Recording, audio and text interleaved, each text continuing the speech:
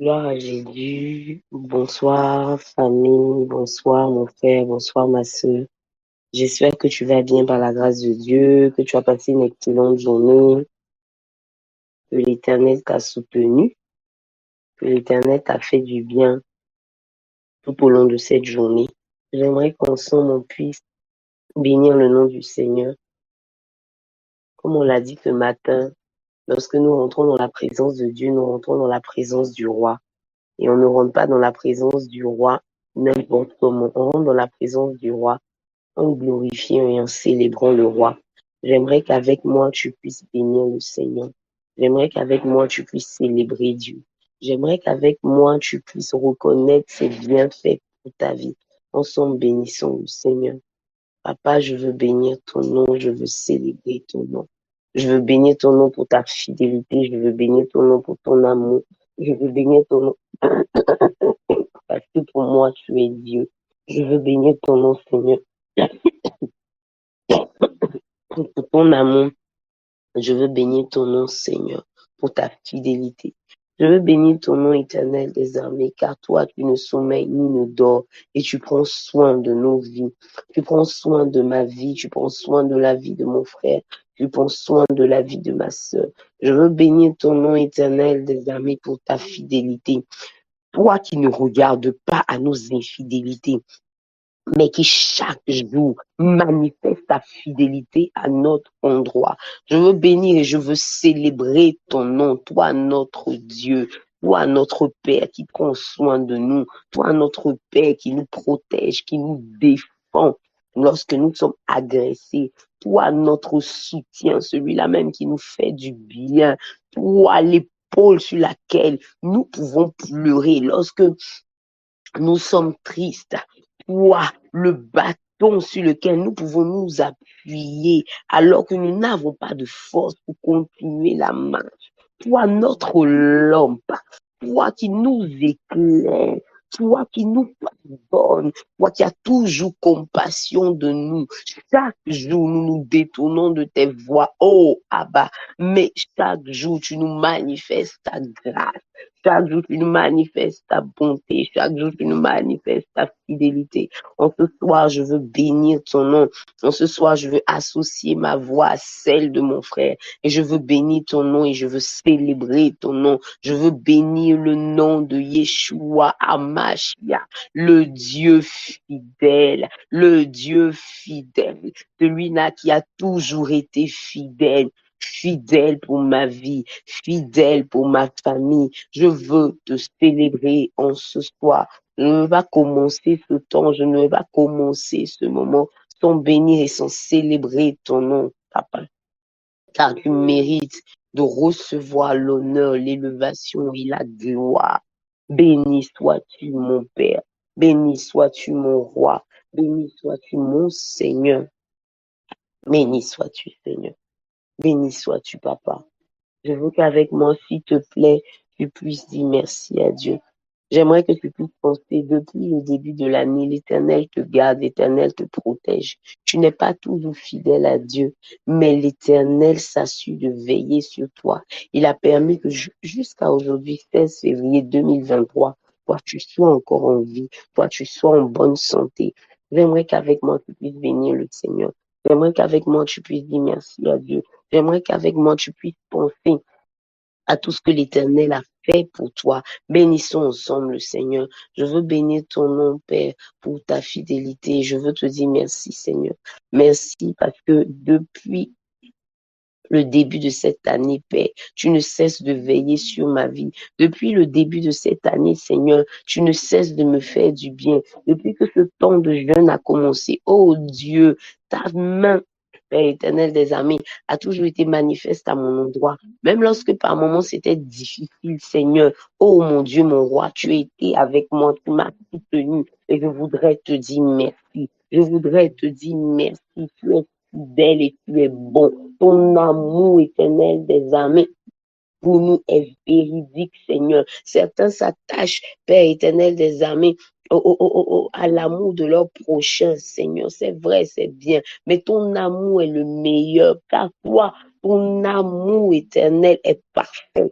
Toi, tu nous aimes d'un amour parfait. Et je veux bénir ton nom et je veux te dire merci. Merci pour ta fidélité. Merci pour les grandes délivrances. Merci pour les grandes bénédictions. Merci pour les merveilleux projets que tu as pour nous. Merci Seigneur. Merci Jésus. Merci pour tout ce que tu as fait depuis le 1er janvier jusqu'aujourd'hui, 16 février 2023.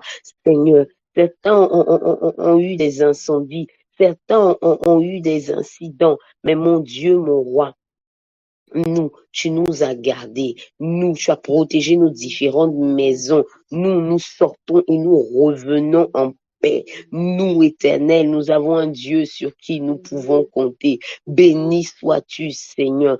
Célébré sois-tu notre Dieu. À nous, tu nous permets de pouvoir entendre ta parole. Depuis le 2 janvier, Seigneur, nous entendons, éternel des armées, de ta parole. Nous entendons des vitamines afin de faire grandir notre âme, Seigneur. Nous entendons que ce soit le matin ou que ce soit le soir, Père, des rudiments éternels des armées pour notre foi. Nous entendons des rimes, Père éternel des armées, afin de faire grandir notre âme, afin de faire grandir notre foi. Je veux te dire merci, Seigneur, pour cela. Béni sois-tu, Père, dans le nom puissant de Jésus-Christ de Nazareth. Certains sont dans des pays où ils n'ont même pas l'occasion d'entendre parler. Ils n'ont même pas l'occasion d'entendre des messages. Ils n'ont même pas l'occasion d'aller à l'église. Oh Dieu, mais à moi, tu me fais la grâce.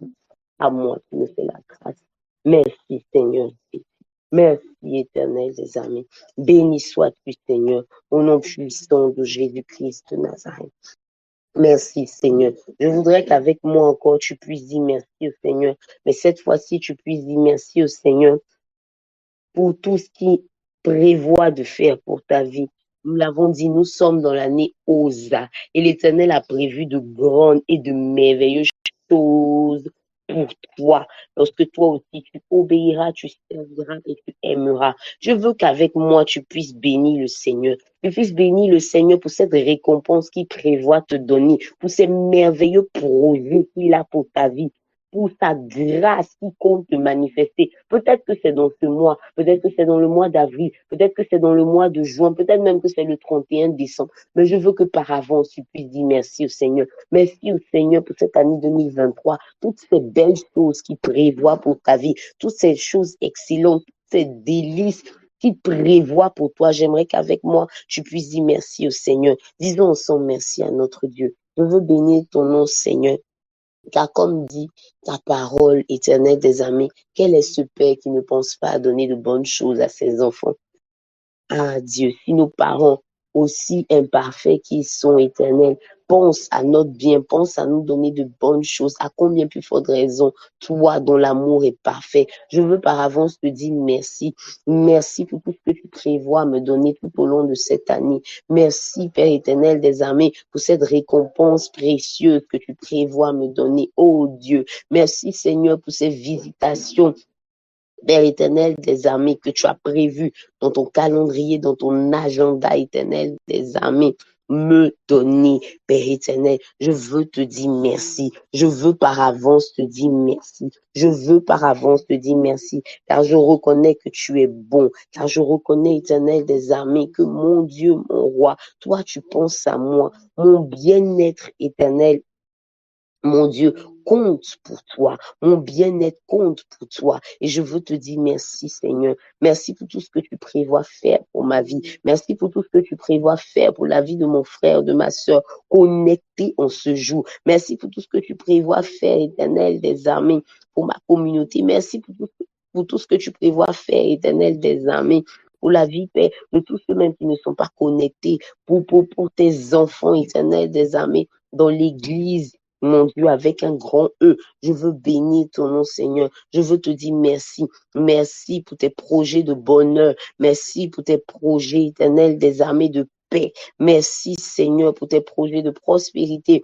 Merci pour tes déblocages éternels. Merci, Seigneur, pour les provisions éternelles que tu prévois me donner. Merci, Père, pour ton livre de souvenirs qui est ouvert, éternel des amis, à la page de ma vie, à la page de la vie de mon frère, à la page de la vie de ma soeur. Je veux te dire merci en ce jour. Merci Seigneur Jésus pour ta grâce que tu prévois manifester tout au long de cette année, Père, pour la vie de chacun d'entre nous, Seigneur. Merci, Jésus-Christ de Nazareth. Merci, Seigneur. Merci, Père, dans le nom puissant de Jésus-Christ de Nazareth.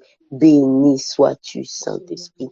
Béni sois-tu, Saint-Esprit. Béni sois-tu, Saint-Esprit. Béni sois-tu également pour toutes les guérisons que tu prévois m'accorder, Seigneur. Lorsque mon corps éternel des armées sera fatigué, lorsque Père éternel des armées, organes seront peut-être atteints. Merci pour le package de guérison éternelle. Merci pour le package de nouvel organe que tu as déjà préparé par avance, éternel des armées, pour moi. Je veux te dire merci, Seigneur. Merci, Jésus. Merci, Père. Dans le nom puissant de Jésus-Christ de Nazareth. Amen. Amen, amen. J'espère qu'avec moi, tu as pu véritablement dire merci au Seigneur. Tu as pu dire merci au Seigneur pour tout ce qu'il prévoit te donner au cours de cette année 2023. C'est un acte de foi, car lorsque tu sais que tu as un bon Dieu comme notre Dieu, tu dois pouvoir, dans tes temps de prière, lui dire merci. Merci pour tout ce qu'il prévoit te donner, car certainement l'Éternel, en te maintenant en vie, a prévu aussi te donner d'excellentes choses. Il dit qu'il a des projets de bonheur et de paix pour nous. Prenons ensemble l'habitude de bénir le Seigneur pour tout ce que nous ne voyons pas, mais que nous savons qu'il est en train de faire. Je veux encore qu'avec moi, tu puisses bénir le Seigneur. Depuis 2 jours, nous parlons ensemble de maturité. Je veux qu'avec moi, tu puisses dire merci à Dieu. Dis merci à Dieu parce que il est en train de changer ta mentalité. Dis merci à Dieu parce qu'il est en train de te donner une nouvelle maturité. Il est en train de te donner de devenir un homme ou une femme mature en lui au nom de Jésus. Disons ensemble merci au Seigneur, même si tu ne le vois pas encore se manifester. Dis-lui merci avec moi, dis merci à Dieu. Seigneur, je veux bénir ton nom et je veux te dire merci.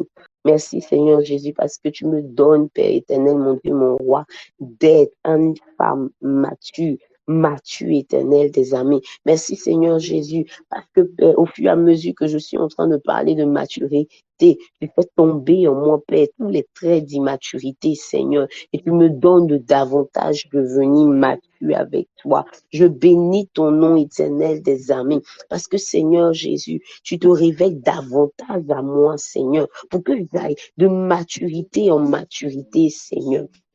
Oh mon Dieu, je veux te dire merci. Merci Seigneur Jésus. Je veux te dire merci. Merci Seigneur. Parce qu'avec toi, je vais de maturité en maturité. Parce qu'avec toi, je vais de croissance en croissance. Parce qu'avec toi, éternel, davantage Christ se forme dans ma vie. Merci Seigneur Jésus-Christ de Nazareth. Parce que mon Dieu, mon roi, tu le fais au nom puissant de Jésus-Christ de Nazareth. Amen. Amen, amen. Que le nom du Seigneur soit béni. Depuis hier, nous parlons ensemble de maturité. Et ce matin, nous avons parlé du fait qu'il fallait que nous puissions nous préparer à la rencontre de notre Dieu. Pour ceux qui n'étaient pas connectés ce matin, je vais faire un bref résumé. On a dit qu'il fallait se préparer à la rencontre de notre Dieu. On a dit que c'est vrai que Dieu est notre Père, mais nous ne devons pas oublier que Dieu n'est pas seulement notre Père. Il est notre Père, mais il est aussi également notre roi. Et nous avons dit le premier jour que celui-là même qui est mature, c'est celui qui comprend que nous sommes dans un royaume. Et dans un royaume, ce n'est pas la démocratie. Dans un royaume, il y a un roi. Ce roi-là est souverain. Et dans un royaume, on travaille à faire plaisir au roi.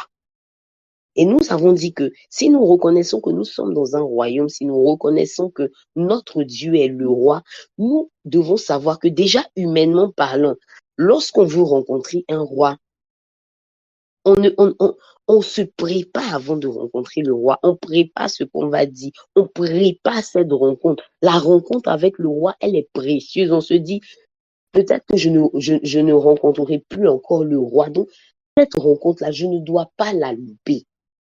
Et on a dit ce matin que c'est ainsi que nous devons considérer toute rencontre que nous avons avec le Seigneur. On a parlé et on a dit ce matin qu'il y a deux types de rencontres. Il y a les rencontres privées et il y a les rencontres publiques. Les rencontres privées, c'est celles que nous avons seul à seul avec Dieu. Lorsque nous prions, lorsque nous parlons à Dieu dans notre lieu secret ou par moment dans le véhicule ou dans les endroits et tout dans lesquels nous sommes. Ce sont des rencontres privées car c'est nous et c'est Dieu qui sommes là, présents. Et nous avons parlé également des rencontres publiques. On a dit que les rencontres publiques, c'était tous les rassemblements que nous pouvons avoir, les veillées, les dimanches à l'église, les temps d'adoration et toutes ces choses. On a dit que toute rencontre avec le roi ne doit pas être négligée. Toute rencontre avec le roi doit être prise au sérieux. Nous ne pouvons pas dire que Dieu est notre roi et rentrer n'importe comment dans sa présence. Il y a un protocole à suivre pour rentrer dans la présence de Dieu. Quand tu vas voir, on a dit également que quand tu sais que tu vas aller voir une autorité, même pour un simple entretien d'embauche, tu te prépares. Pour un simple entretien d'embauche, tu réfléchis à ce que tu vas dire. Tu te dis, si je loue ça, je ne sais pas à quel moment encore on va m'appeler pour avoir un entretien d'embauche. À combien plus forte raison notre Dieu? Et on a dit en parlant de maturité que celui qui est mature doit savoir que Dieu n'est pas seulement mon Père, il est également mon roi. On nous a tellement dit que Dieu était notre Père, on nous a tellement dit cela, et c'est vrai, Dieu est notre Père, parce que il nous a fait quitter du royaume des ténèbres pour nous faire venir à son admirable lumière. Et lorsque nous l'avons accepté, nous sommes rentrés dans sa famille et nous appartenons à sa famille. C'est vrai, il est notre Père. Mais ce n'est pas parce qu'il est notre Père qu'il est notre petit camarade du quartier. Ce n'est pas parce qu'il est notre Père qu'il est notre grand-père. Parce que bien souvent, quand nos grands-parents sont vivants, on prend nos grands-parents, on aime bien, voilà, rigoler avec eux et tout. Dieu n'est pas notre grand-père. Il est le roi des rois. La Bible dit, du soleil levant jusqu'à son couchant, il n'y a point d'autre Dieu. Et nous devons garder cela en tête. Nous avons dit également que chaque fois que nous avons rendez-vous avec Dieu, si malheureusement il arrivait que nous ne respections pas le rendez-vous, nous soyons peut-être en retard, tu dis à Dieu que tu dois prier à 4 heures, ce jour-là malheureusement tu t'es réveillé à 4h30, la moindre des choses, ce serait de t'excuser. Peut-être que lorsque tu vas à un rendez-vous avec quelqu'un et tout, et tu arrives en retard, tu commences d'abord par t'excuser. Dis, excuse-moi, vraiment, je suis en retard et tout. C'est la même chose aussi avec le Seigneur. Si nous avons un profond respect pour le roi, nous devons d'abord même faire tout pour ne même pas manquer un rendez-vous. Mais s'il arrivait que nous puissions manquer un rendez-vous, nous devons au moins lui dire, papa, excuse-nous, excuse-moi parce que j'ai loupé ce rendez-vous. J'aurais dû être là à 4 heures. Je suis là à 4h30. Papa, excuse-moi. Au moins la moindre des choses. Et nous devons, donc alors que nous sommes dans cette mouvance de maturité, changer nos habitudes, changer véritablement nos habitudes. Et il y a quelque chose que je n'ai pas dit le matin, mais qui est aussi vrai. La parole de Dieu déclare dans le livre de Galates 4 au verset 1 que aussi longtemps que l'héritier demeure un enfant. On parle de maturité. Maturité, ça veut tout simplement dire, la maturité en Christ, ça veut tout simplement dire que Christ est formé en nous.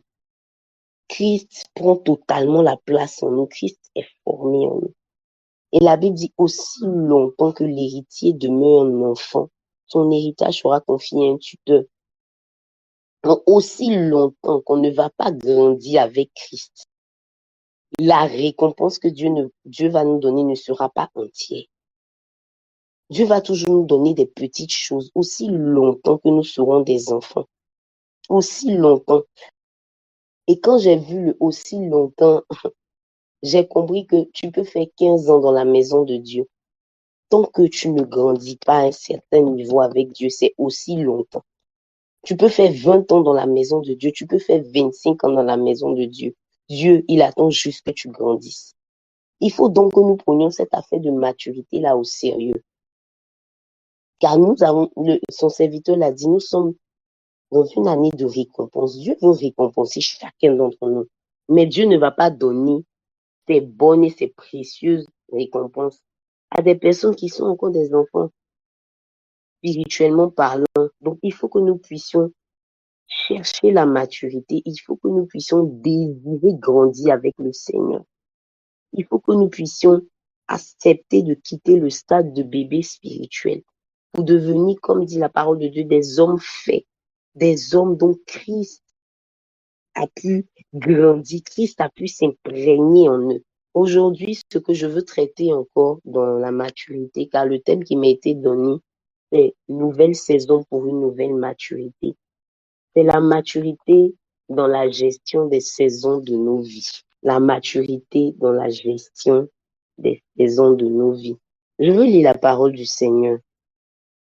Je ne vais pas paraphraser, comme je ne maîtrise pas bien le verset. Je veux lire la parole. L'apôtre Paul pouvait dire dans le livre de Philippiens 4 au verset 12, « Je sais vivre dans l'humiliation et je sais vivre dans l'abondance. En tout et partout, j'ai appris à être rassasié et à avoir faim, à être dans l'abondance et à être dans la disette. » Mon frère, ma sœur, la vie est faite de saisons. Bien souvent, on est tellement cantonné sur le fait de dire aux enfants de Dieu que Dieu va te bénir, Dieu va changer ta vie, Dieu va faire ceci, Dieu va faire cela. On oublie aussi de rappeler que la vie, elle est faite de saisons. Il y a des saisons, comme dit l'apôtre Paul ici, il y a des saisons d'abondance, il y a des saisons également de manque. Mais lorsque nous sommes des personnes matures, nous sommes des personnes qui sommes capables de bien vivre toutes les saisons de notre vie. Car je ne vais pas te mentir en te disant que dans ta vie, il n'y aura tellement que des bonnes saisons. Si je dis ça, c'est que je mens. Parce que la parole de Dieu même nous dit clairement que nous aurons des épreuves. Il arrivera des moments où nous aurons des domaines de nos vies qui ne seront pas comblés immédiatement par le Seigneur. Il arrivera des moments où nous aurons des privations. Et on a tellement blagué les gens en les évangélisant que souvent quand ils arrivent et ils vivent des situations difficiles, ils sont fâchés. Mais je pensais que quand j'allais venir au Seigneur, il y allait avoir telle chose. Dernièrement, je parlais avec une dame. Cette dame-là, elle était musulmane. Voilà, elle était musulmane et elle a décidé de donner sa vie au Seigneur. Et quand elle a décidé de donner sa vie au Seigneur, elle s'est dit que comme Dieu, le Seigneur Jésus, le grand Dieu, est le Dieu qui est capable de tout et tout, dès qu'elle va dire une prière, Dieu doit pouvoir l'exaucer. Et elle priait par rapport à un sujet. Et je vous dis que cette dame-là, elle n'est même pas convertie. Ça fait 5 mois. Hein. Ça dit, c'est une personne, elle a donné sa vie au Seigneur, ça fait pas. C'était même pas à peine 3 mois. Mais parce qu'elle ne voit pas Dieu exaucer ce sujet-là précis, cette dame m'a dit non, moi je retourne à l'islam. J'ai compris que c'est peut-être nous en évangélisant qui n'avons pas dit suffisamment la vérité aux gens. Dans la vie chrétienne, dans la vie tout court, ça même, on n'a même pas besoin d'être chrétien, même dans la vie tout court, c'est comme ça que Dieu a fait les choses. Il a fait l'été, il a fait l'hiver, il a fait l'automne, il a fait le printemps, il a fait des saisons. En Afrique ici, saison des pluies, saison chaude, saison sèche. La vie est faite de saisons. Et l'homme mature, c'est l'homme qui fait que la vie est faite de saisons. Il arrivera des moments où je serai dans l'abondance. Il arrivera des moments où je vivrai des difficultés. Il arrivera des moments où il y aura peut-être un manque total dans ma vie. Il arrivera des moments où c'est peut-être juste un seul domaine de ma vie là où il y aura un manque. Mais ce sont des choses qui peuvent arriver et qui vont sans doute arriver. Et je suis venue te parler de quoi en ce jour?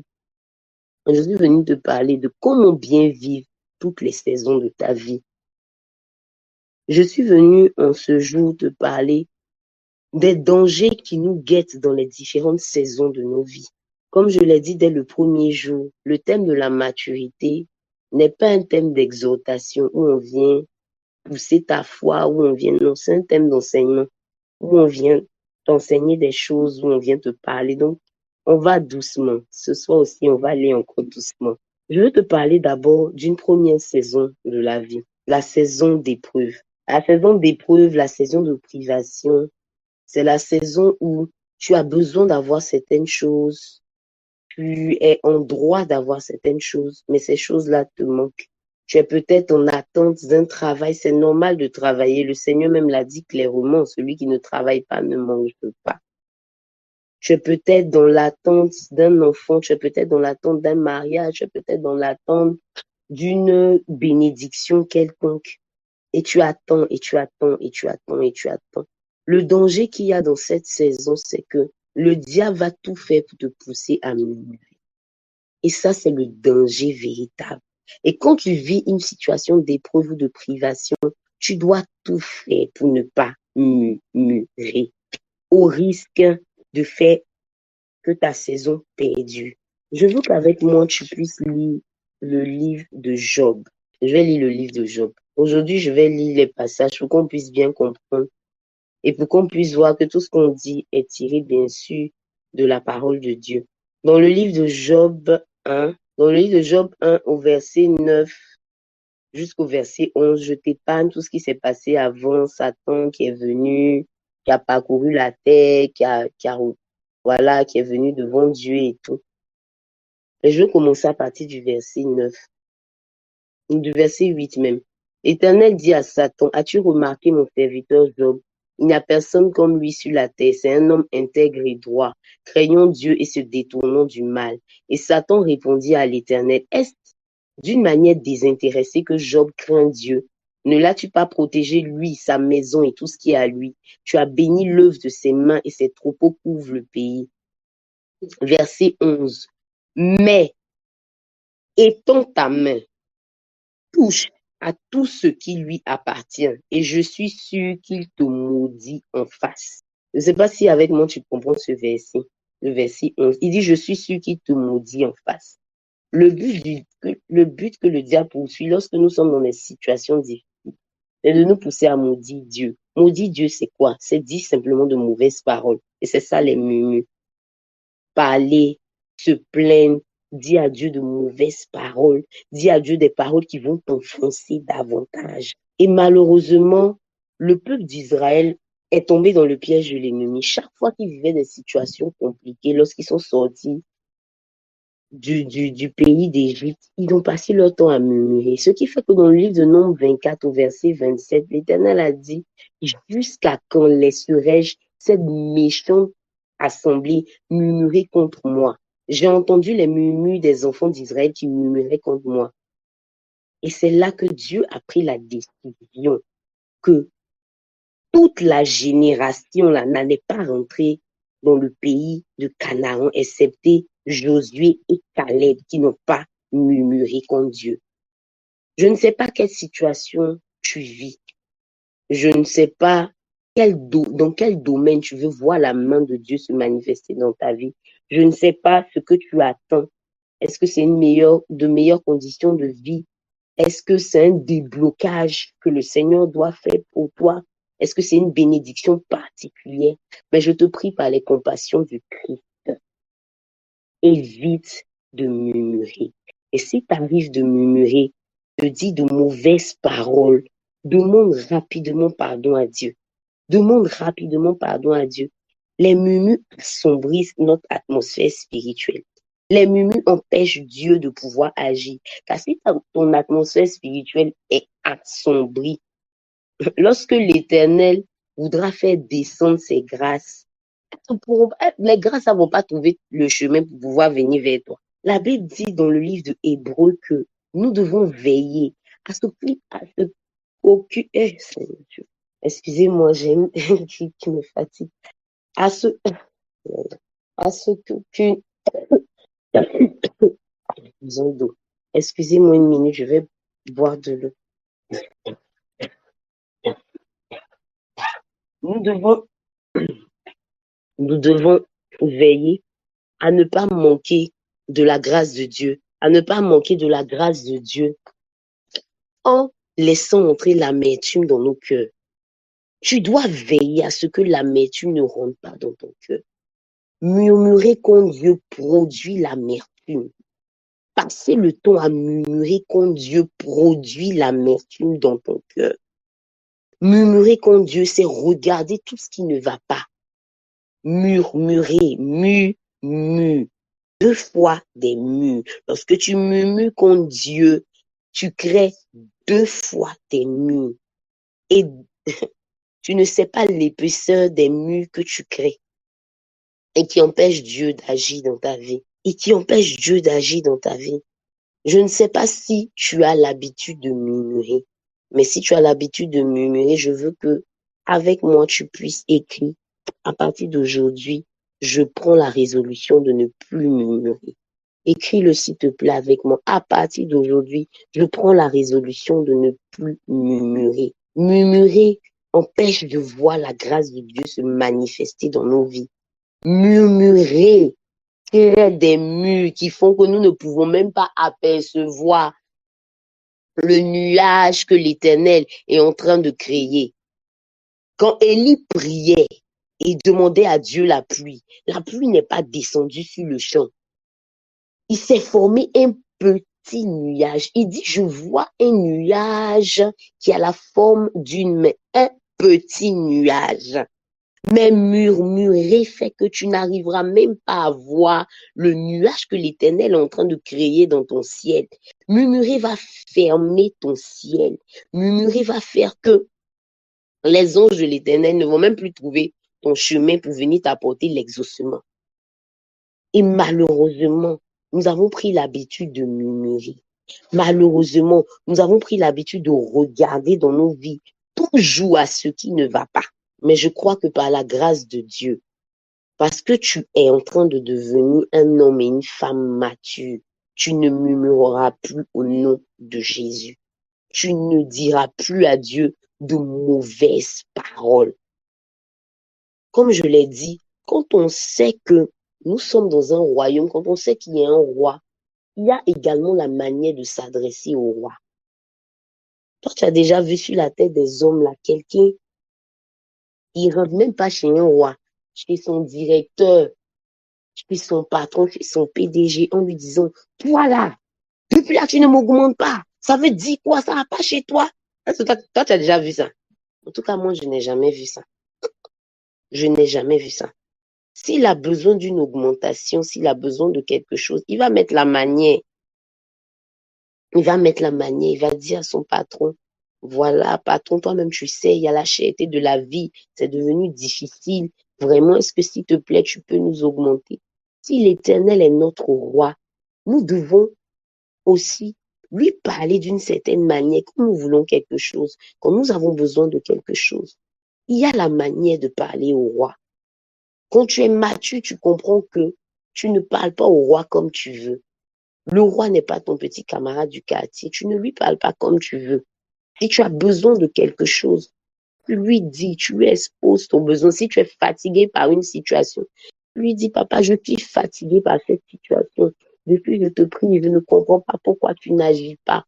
Je suis fatigué par cette situation, papa. Il y a la manière de parler au roi. Et pendant que nous sommes dans les temps difficiles, nous devons faire de telle sorte que les murmures ne soient point notre partage au nom de Jésus-Christ de Nazareth.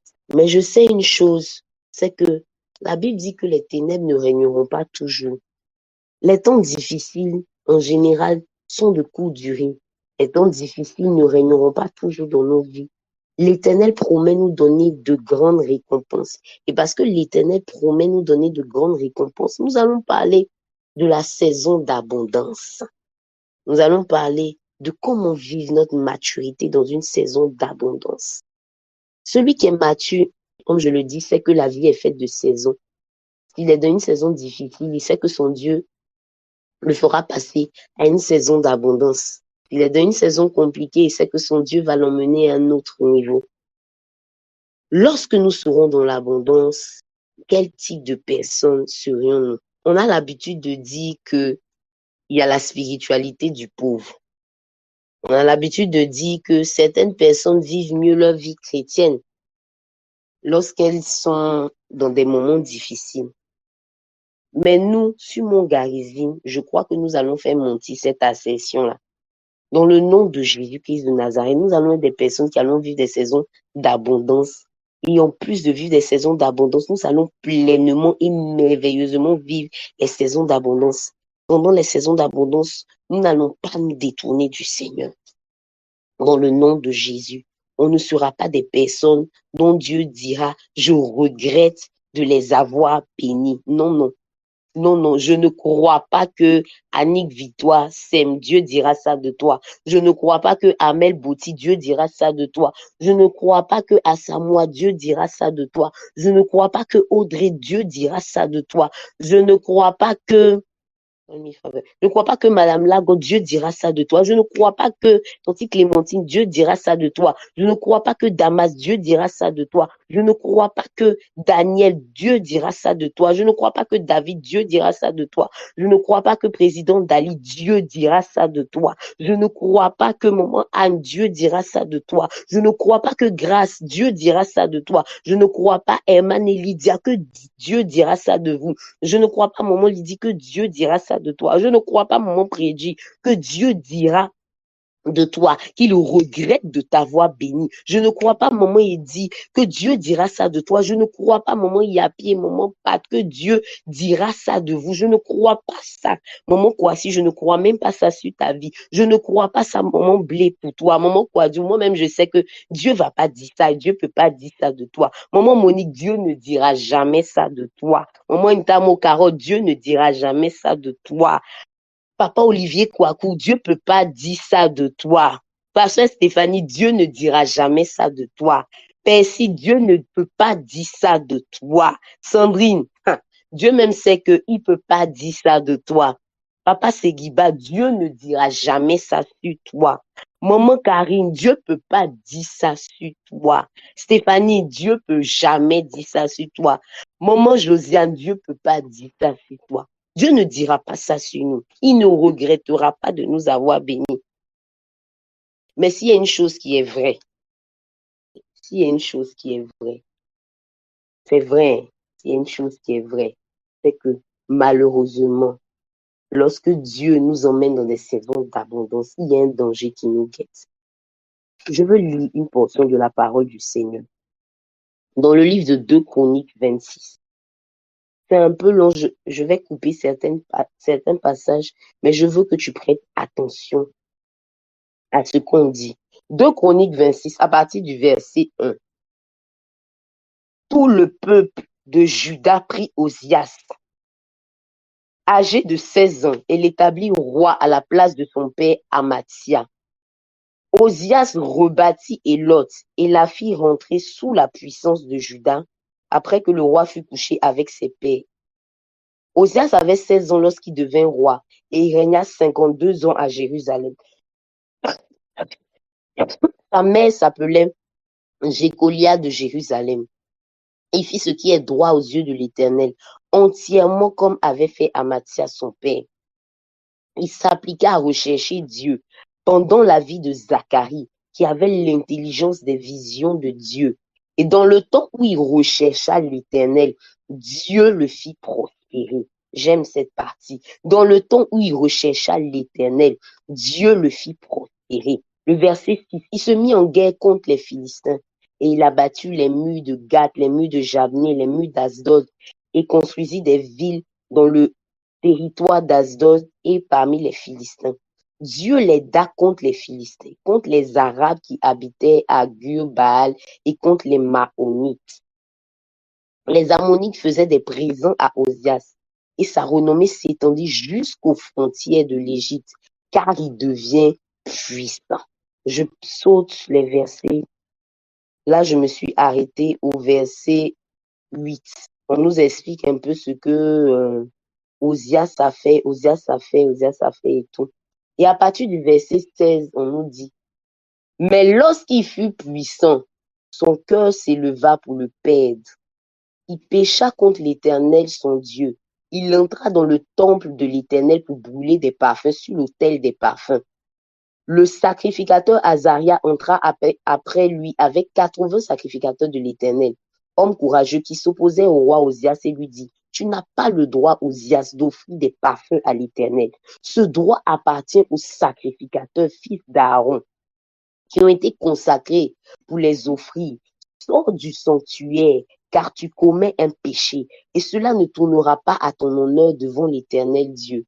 La colère s'empara d'Ozias qui tenait un encensoir à la main. Et comme il s'irritait contre les sacrificateurs, la lèpre éclata sur son front en présence des sacrificateurs dans la maison de l'Éternel, près de l'autel des parfums. Je vais m'arrêter là. Je ne sais pas si tu as fait attention avec moi à ce passage. La parole de Dieu dit que dans le temps où Osias rechercha l'Éternel, Dieu le fit prospérer. Moi, je crois que pendant ce temps où tu es en train de rechercher l'Éternel, pendant ce temps où tu es en train d'humilier ton âme devant l'Éternel, pendant ce temps où tu prends de ton temps à 5 heures pour te connecter, à 19 heures pour te connecter, je crois que pendant ce temps où tu es en train de rechercher l'Éternel, Dieu te fera prospérer comme il a fait pour Osias. Donne-moi un bon amen si toi aussi tu crois en cela.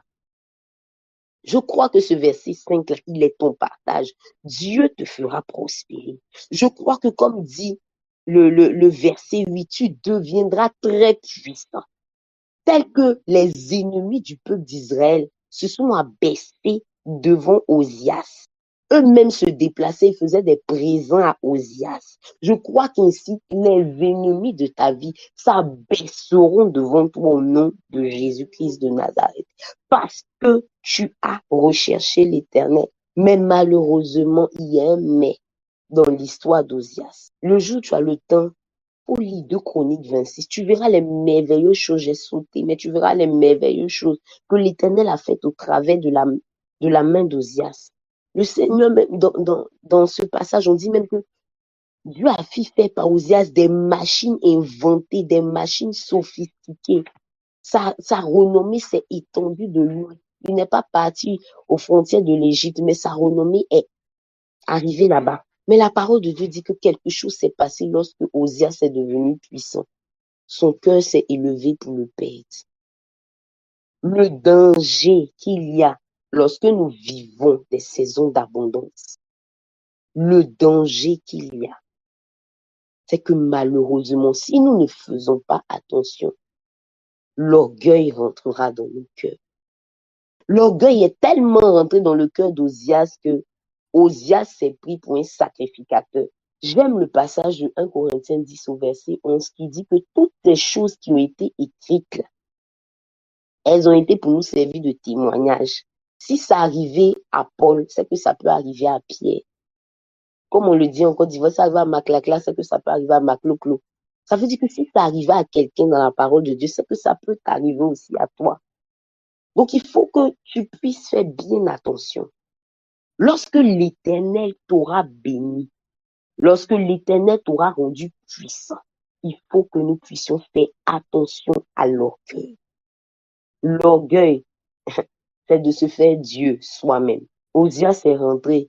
Il a oublié que l'Éternel était un roi, que nous sommes dans un royaume, que dans un royaume, il y a des règles, il y a des principes. Dans le royaume de Dieu, ce sont les sacrificateurs qui ont le droit d'offrir des parfums à l'Éternel.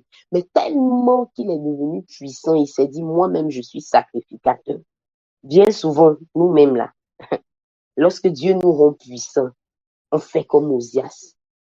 Lorsque Dieu nous donne, nous-mêmes, on n'a même pas encore arrivé à être puissant, mais lorsque Dieu même nous donne une PC, on se comporte comme Osias. Souvent, on arrête de payer notre dîme. La dîme, c'est pour le sacrificateur. Mais on se dit non. Moi-même, je suis sacrificateur. J'ai reçu le Saint-Esprit. Je suis sacrificateur. Donc, moi-même, je peux manger ma dîme. Ça, c'est un exemple. Il y a des fonctions, c'est vrai, nous avons tous reçu le Saint-Esprit, mais il y a des fonctions qui sont réservées aux sacrificateurs. Mais lorsque nous arrivons à un certain niveau d'aisance, quand je dis aisance, ce n'est pas seulement que matériel, ça peut même être de l'aisance spirituelle. Lorsque Dieu commence à trop nous parler, Lorsque nous sommes dans l'abondance spirituelle, on se couche un peu, on a une petite révélation. En même temps, nous sommes des sacrificateurs. Le sacrificateur nous parle pour nous dire non, faut pas faire ça, faut pas faire ça. La colère sont pas de notre cœur, mais il veut dire quoi? Ça arrivé à Osias. Ça peut nous arriver. Le danger qui nous guette lorsque nous sommes dans des temps d'abondance, c'est l'orgueil. L'orgueil. Nous devons faire attention à l'orgueil. L'orgueil ne commence jamais par se manifester. L'orgueil commence toujours à l'intérieur. L'orgueil commence toujours à l'intérieur. Lorsque tu commences à te sentir supérieur par rapport aux autres. Lorsque, à cause de ce que tu as reçu de la part de Dieu, tu estimes que tu es mieux que les autres. Nous devons faire très attention. Et personne ne peut dire ici, sur cette plateforme que moi, lorsque l'Éternel me bénira, je serai toujours humble. Personne ne peut garantir cela. Personne ne peut. En tout cas, si tu dis ça, c'est que vraiment, tu as trop grande confiance en toi et tu es un peu orgueilleux même. Parce que quand tu prends la parole de Dieu, la plupart des personnes qui ont été rendues puissantes, l'orgueil a frappé à leur tête. Qu'est-ce qui a fait que Lucifer a perdu sa place auprès de Dieu? C'est parce qu'il était devenu puissant. Étant devenu tellement puissant, il s'est comparé à Dieu. Il a cru que parce que je suis devenu puissant, je suis comme Dieu. Et il a voulu prendre la place de Dieu. Mais s'il y a une chose qui est claire, qui est certaine, c'est que la Bible dit que Dieu résiste aux orgueilleux. Dieu aime tout le monde. Dieu n'est l'ennemi de personne. Mais si tu veux te faire pour ennemi Dieu, lorsque tu décides d'être orgueilleux, parce que sa parole est claire, il résiste aux orgueilleux. Qui peut faire un bras de fer, Dieu? Si Dieu te résiste, tu vas aller où? Tu vas devenir quoi? Nous devons donc faire attention à l'orgueil. Lorsque nous devenons grands, lorsque nous devenons puissants, lorsque l'Éternel nous accorde un certain niveau de bénédiction, les hommes commencent à nous regarder autrement. Les hommes commencent à chanter nos louanges. Les hommes commencent à nous respecter d'une certaine manière. Ça fait toujours plaisir. En tout cas, la personne qui dit que ça fait pas plaisir, non, il n'est pas honnête. Non, franchement, il n'est pas honnête. Ça fait toujours plaisir quand on te fait un petit atalakou, comme on dit, en Côte d'Ivoire, quand on te dit, yeah, tu as vu, hein, quand on te respecte d'une certaine manière, ton cœur sourit. Bon, ton cœur ne peut pas sourire, mais ton cœur sourit. Tu es content. Mais quand tu finis d'être content, ramène la gloire à Dieu. Quand tu finis d'être satisfait par ce tatalakou, par ce qu'on t'a dit, ramène toujours la gloire à Dieu. Ramène toujours la gloire à Dieu. Toujours la gloire à Dieu. Quand on te dira que tu es très intelligent, tes entreprises prospèrent. Merci, c'est gentil. Quand on a fini de te dire, ça finit de te faire plaisir, ramène la gloire à Dieu en disant, Seigneur, l'intelligence, c'est toi qui me l'as donnée.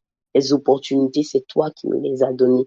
Lorsque peut-être on te dira que tu prêches bien, tu parles bien, ce que tu dis nous impacte, tu es content, c'est bien. Tu as fini, ramène la gloire à celui qui t'a donné le verbe, à celui qui t'a donné l'éloquence. Lorsque Dieu t'utilisera pour faire du bien à quelqu'un, que cette personne va chanter tous les jours ton nom. Quand c'est fini, tu as fini d'être content parce que la personne a été reconnaissante. Ramène la gloire à Dieu qui t'a donné les moyens, qui t'a donné la capacité de pouvoir aider cette personne. Bien aimé, c'est important. Parce que ça fait que nous n'arrivons pas à avoir des percées durables. On a peut-être 100 000 francs aujourd'hui. L'Éternel décide de nous faire du bien en nous donnant 400 000 francs. Ça dit que il n'est même pas encore arrivé. Parce qu'avec Dieu, tout va palier par palier. Il est juste arrivé à 400 000. On commence à changer de démarche. Quand tu marches maintenant, on ne peut plus être toi. Tes épaules gonflent un peu façon. Quand le pasteur parle, mais le pasteur dit quoi? Il dit quoi? Mais nous avons des activités. Est-ce qu'il sait que nous avons des entreprises à gérer? Il est 13 heures, le culte n'est pas encore fini. Est-ce qu'il c'est moi le pasteur que j'ai des entreprises à gérer. Et puis tu sors ta montre d'une manière, tu te positionnes d'une manière, là, tu regardes ta montre. Faisons attention à lui. Le diable viendra toujours lorsque nous sommes dans les saisons d'abondance. Il viendra toujours taper à la porte de notre cœur avec l'orgueil. Il viendra toujours. Il viendra toujours. Ça là, faut pas on va se blaguer. Il viendra toujours. Il viendra toujours taper à la porte de notre cœur avec l'orgueil. Mais nous devons lui répondre avec la parole du Seigneur qui dit, qu'est-ce que j'ai que je n'ai reçu de Dieu? J'ai aimé étudier la vie du Seigneur Jésus dans les évangiles. Ah, j'ai aimé ça. Il dit, celui qui m'a vu a vu Dieu. Mais le jour où le diable est venu lui dit, démontre-moi que tu es Dieu. Il lui a sorti la parole du Seigneur claire. Il avait la possibilité de transformer les pierres en pain. Il pouvait montrer au diable, toi tu es qui? Moi je peux faire ça.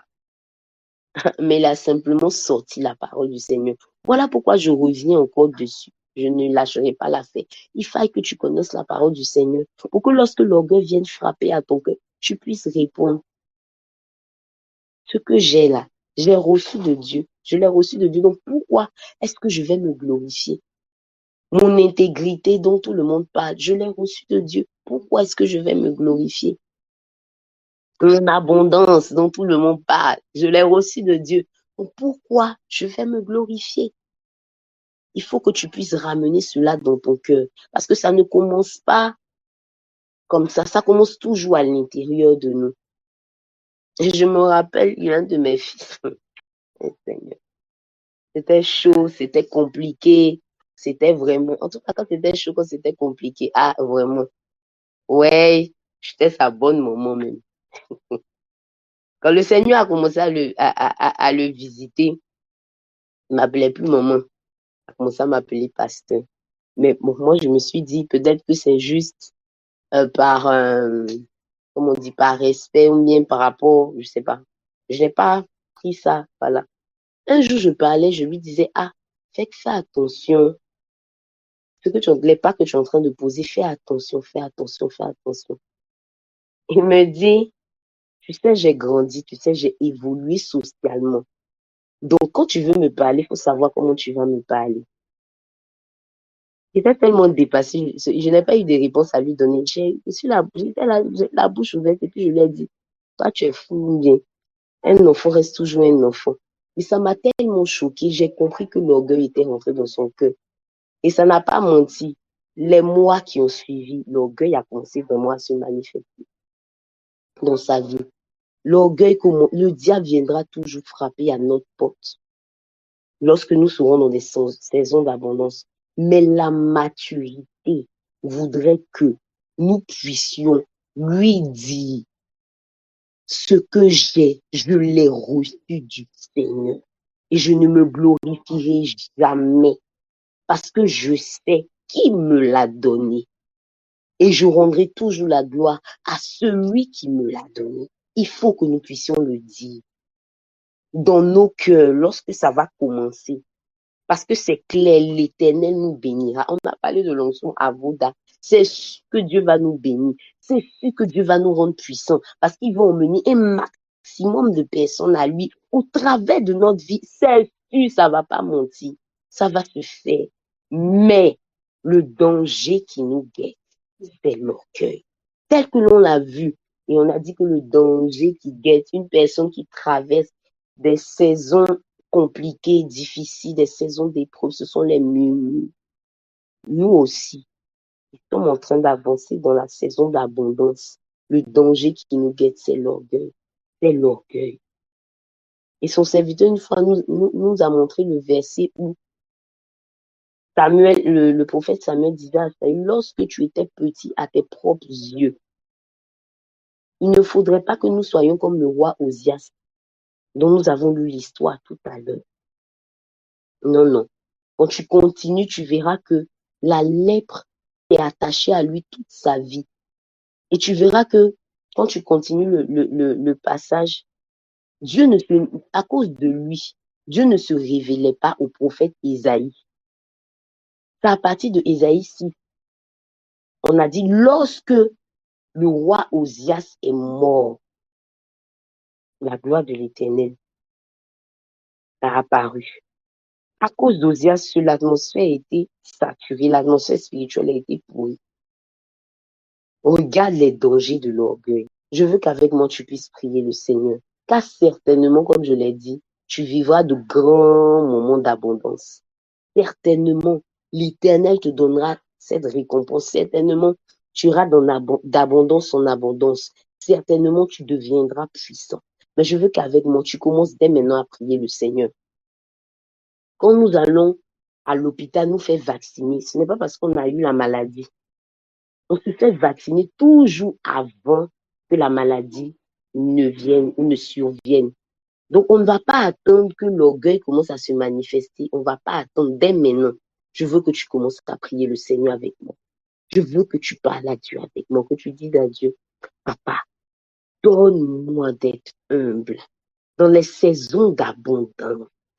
Dans les saisons d'abondance, lorsque l'ennemi viendra frapper à la porte de mon cœur avec l'orgueil, que je lui ferme la porte dans le nom de Jésus-Christ de Nazareth, que je lui ferme la porte dans le nom de Jésus, que je ne me glorifie jamais, que je ne me glorifie jamais, que je considère tout ce que tu m'auras donné comme venant de toi, jamais de ma propre force, jamais de ma propre capacité. Ensemble, parlons à Dieu. Disons au Seigneur, rends-nous humbles. L'humilité, nous avons besoin de l'humilité. Parlons ensemble à Dieu. Parlons ensemble à Dieu. Celui qui est mature n'attend pas que la situation arrive, mais commence déjà à prévenir avant même que la situation ne puisse arriver. Parlons ensemble à Dieu. La dabro sokoto brayon de bo sheke. La bayon da la bakante leveyon de nobo sakin to bo shada bayon de nobo kanta. Mama yon de nobo wan de bikanto bo wan de bo kanto lobo yon de nobo kanta. Bayon de bo shada bayon da la ba wen de bikanto bo wan de bo kante leveyon de nobo kanta. Je le sais certainement. Tu me donneras d'aller d'abondance en abondance, je le sais. Certainement, ta récompense éternelle des armées sera entière pour ma vie. Je le sais certainement. À cause du fait que tu as décidé de répondre l'onction à Voda dans le corps de Christ, Seigneur, tu me donneras d'aller à un autre niveau. Tu me donneras d'avancer, d'aller de niveau en niveau. Je le sais, Seigneur Jésus. Alors je veux dès à présent prier pour mon cœur. Je veux dès à présent prier pour mon cœur. Père, nous l'avons dit, celui qui est mature, c'est celui qui sait bien vivre toutes les saisons de sa vie. Oh Dieu, oh Dieu, oh Dieu. Je ne veux pas, Père éternel des amis, être comme Osias, car tu écris son témoignage éternel. Tu écris sa vie afin que cela me serve de témoignage. Toi qui as dit dans le livre d'Ecclésiaste qu'il n'y a rien de nouveau sous le soleil. Oh papa, non, non, non, non, non, non, non, non. Je ne veux pas, éternel des armées, être de ceux dont tu regretteras de les avoir bénis. Tu as dit, je regrette d'avoir créé l'homme. Ah papa, je ne veux pas que tu dises ça de moi. Je ne veux pas que tu dises ça de moi. Je ne veux pas que tu dises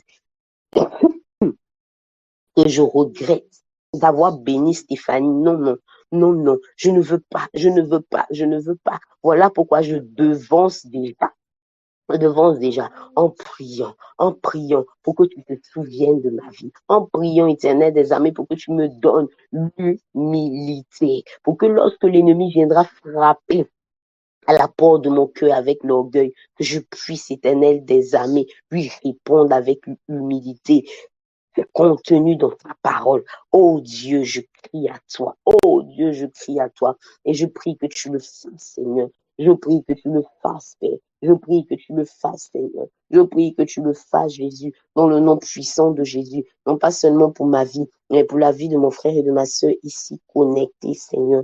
Rends-nous humbles, Père. Donne-nous, Père, d'avoir des cœurs humbles lorsque tu nous élèveras, lorsque tu feras de nous des hommes et des femmes puissants. Dans le nom de Jésus-Christ de Nazareth. Dans le nom de Jésus-Christ de Nazareth. Merci Seigneur parce que tu le fais au nom puissant de Jésus. Au nom de Jésus. Je veux que tu puisses l'écrire, le déclarer avec moi. Je suis un homme ou une femme humble. Je suis un homme ou une femme humble au nom puissant de Jésus. Et lorsque l'abondance va s'accroître, l'abondance va s'accroître, l'humilité continuera d'être notre partage. Lorsque l'abondance va s'accroître, non, nous ne donnerons pas la gloire à notre propre personne. Nous ne ferons pas comme Osias, en nous prenant pour des sacrificateurs alors que nous ne sommes pas. Nous ne ferons pas comme Osias. En faisant des choses que nous ne devions pas faire, nous n'écouterons pas notre percée. Non, nous n'allons pas écouter notre percée dans le nom de Jésus. Dans le nom de Jésus, cela ne sera pas notre partage. La gloire, nous la retournerons toujours à Dieu. La gloire, elle est pour Dieu. La gloire, elle est pour Dieu. Il la déverse par moments sur nous, mais elle lui appartient. Dans le nom de Jésus, je prie et je déclare, Père, que cela est notre partage dans le nom de Jésus. Et je veux exhorter toute personne.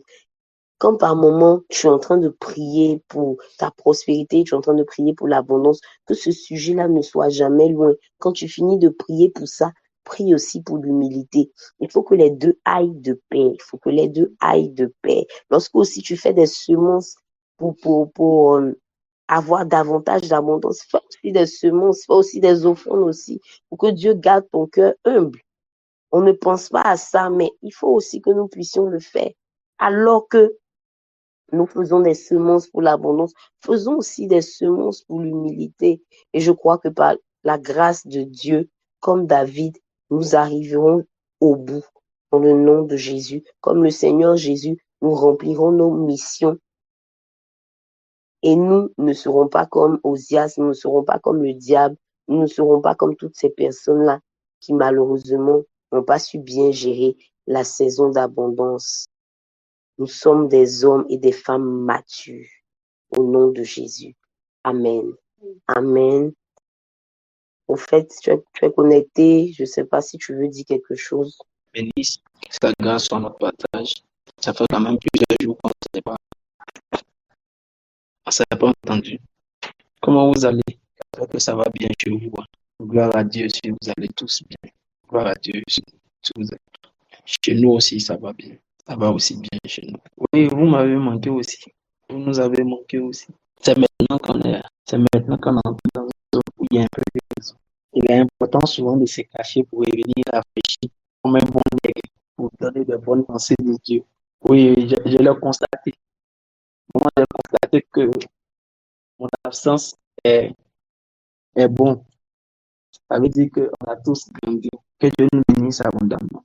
J'ai pas pu écouter le message, mais la dernière partie m'a vraiment marqué. On n'y pense pas souvent, mais c'est mieux pour être humble. Comment pour dire comment tu vas? Va bien. Je vous ai abandonné un peu et puis je me suis rendu compte que Dieu a fait grâce, on a bien travaillé. C'est en absence, les choses évoluaient. Ça veut dire que Dieu a bien travaillé au travail. Amen. Si les choses évoluent en notre absence, c'est que Dieu a bien fait son travail. Il n'a pas tout concentré sur nous. Chacun a eu conscience qu'il a aussi sa part. Ça, je glorifie Dieu. Là, nous sommes plus de 37 personnes, presque 40 personnes connectées le soir. Alors que ça fait 3 jours, je ne suis pas là. C'est toute la gloire à Dieu. Et ça fait vraiment plaisir. Au présent d'Ali, Dieu te bénisse. Je disais, on n'a pas l'habitude de le dire, mais ce qu'elle vient de dire, moi, personnellement, m'a touché. On a l'habitude de s'aimer pour que Dieu nous donne une place. On a l'habitude de s'aimer pour que Dieu nous envoie plus haut. Mais aussi s'aimer pour que Dieu garde notre cœur humble. Wow. Merci pour le travail. Merci pour le travail, Pasteur Stéphanie. Merci pour la réalisation. Je crois qu'on va orienter aussi nos séances vers là. Si on croit que nos premières séances vont aboutir, exactement c'est parce que Dieu est fidèle. C'est aussi, il faut protéger notre cœur. La Bible dit que Dieu faisait toujours des sacrifices pour ses enfants. Il ne sait pas s'ils ont péché ou ils n'ont pas péché, mais lui, il fait un sacrifice pour que ce qu'ils auront fait avec eux, il n'a pas vu là, soit sécurisé. Nous aussi, on va commencer à tisser des alliances avec Dieu. Pour lui dire, parce que nous savons que tu nous aideras après cela. Parce que nous savons que tu nous fais tellement de bien. Nous te prions de tisser une alliance avec toi. Aide-nous à garder que simple humble, comme des hommes comme David, comme des hommes comme Moïse, des hommes simples. Il a dû m'enseigner une chose, il a dit, sur le coup de 2 heures à 3 heures, sur la personne de David. C'était waouh. Je sais qu'un jour, j'en parlerai avec tous ceux qui sont en position de leadership, les pasteurs, tous les chefs d'entreprise, tous ceux qui sont en position de leadership, qui ont des personnes qui travaillent sous elles. On va en parler. Dieu m'a enseigné. Quand il m'a enseigné, j'ai dit waouh. Donc, quand je viens et puis j'entends qu'on est en train de parler d'humilité ici, signe de maturité, et déjà que vraiment Dieu veut travailler encore dans nos vies. L'élévation est déjà arrivée. C'est pourquoi ici, il tisse la sonnette d'alarme pour dire oui. Maintenant, le souci, c'est pas est-ce qu'on va être élevé. Le souci, c'est comment on va gérer l'élévation. Quand Dieu parle de rester humble, c'est pour dire comment gérer l'élévation. Que Dieu bénisse chacune de nos vies, que sa grâce soit notre partage, que sa force soit notre partage, que son soutien ne nous fasse point défaut. Peut-être que certains ont oublié euh, les bouteilles d'eau. Pour ceux qui l'ont encore, pour ceux qui les ont, les lundis matins, il va falloir, n'oubliez pas de les utiliser. Au visage, là, vous mettez au pied sans souci. Ou sinon non plus, demain matin, puisque là où nous sommes, il y a du réseau. Demain matin, veillez à prendre de l'eau cette nuit, que demain matin, après la prière de celui qui intervient, que je fasse une prière pour consacrer nos bouteilles d'eau. Puisque nous sommes dans le cas de l'embellissement, il faudra que chacun ait sa bouteille d'eau pour que nous prions dessus. Si ta foi est beaucoup plus grande, tu peux mettre l'eau là dans ton seau pour te laver, mais n'oublie pas la directive de l'église matin. Voilà. Si l'eau est en quantité, tu peux mettre aussi un peu pour te laver, mais n'oublie pas la directive de l'église matin. Si l'eau est en quantité, tu peux aussi utiliser aussi pour boire. Oui, que Dieu aussi embellisse ton organisme, qu'il te guérisse tout ce qui est à l'intérieur du corps, comme ici. Que la grâce de Seigneur te guérisse. Amen. Et je le dis, ce n'est pas le veau d'or, c'est juste une directive à portée du mois. Après quoi, ça s'arrête.